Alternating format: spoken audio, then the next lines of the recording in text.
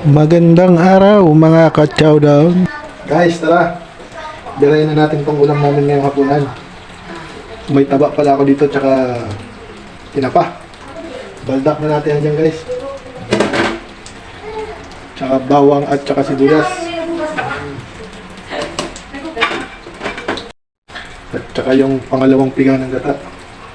Bali, ang menu pala natin ngayon guys is ay ginataang sitaw. Kuya.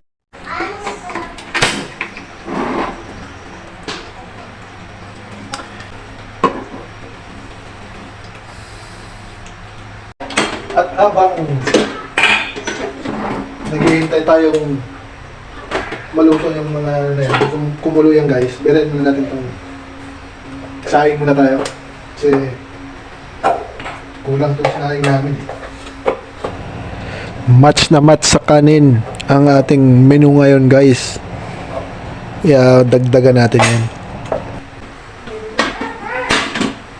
At ayan na nga, nasalang na natin guys. So maaga ako nagluto ngayon kasi napuyat ako kagabi. Mga alas 3 na ako nakatulog kaya babawi ako ngayon.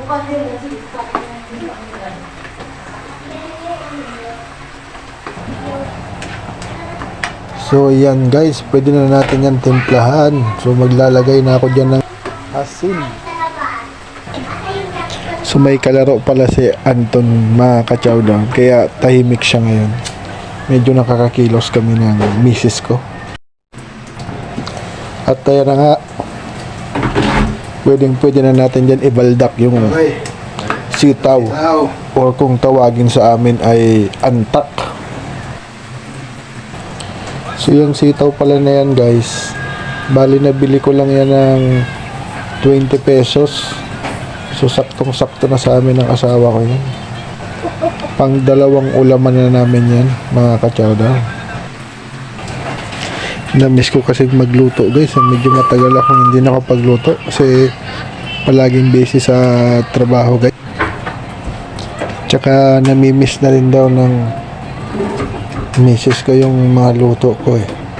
Kasi nananawa na daw siya ng puro bili na lang eh.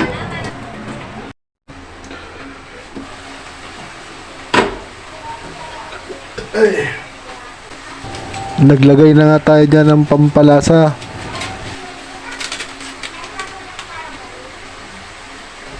Lagay ko na rin pa guys na sili.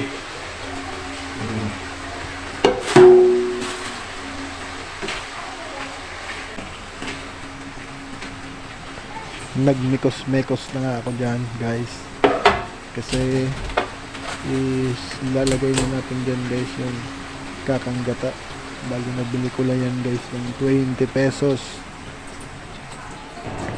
So ayaw ko pala nga guys magamit ng mga yung gata na hindi fresh kasi parang hindi ko makuha yung lasa ng niluluto ko eh. Kasi syempre Bicolano eh, pagdating sa gata-gata yan di kailangan piso yan eh.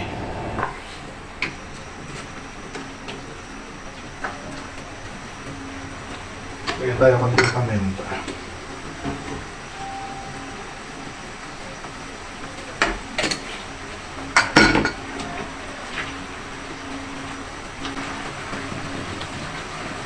So ayan, tinikman ko nga pala dyan guys para malaman natin kung kulang ba sa asin or sulit na sobra. Guys. So yan, goods na daw guys. So ayan guys, nihintay ko na lang din maluto yung kakanggata natin guys. Goods na tayo.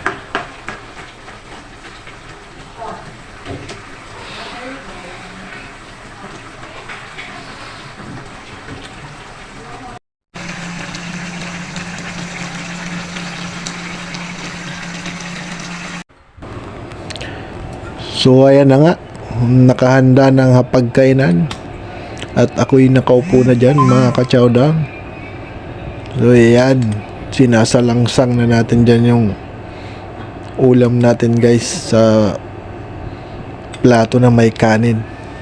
Yan, sabay kunting sarsan ng sabaw na gata. Solve talaga. Parang nakauwi na naman sa Bicol si Boy Chowdown. At yun, may tira nga pala kaming paksiw. Yan yung ulam namin kaninang tanghali. Sayang nga hindi na video ni Mrs. Na-edit ko sana yung kung binidyohan niya yan eh. So tara guys. Chow down. Goods na goods yan.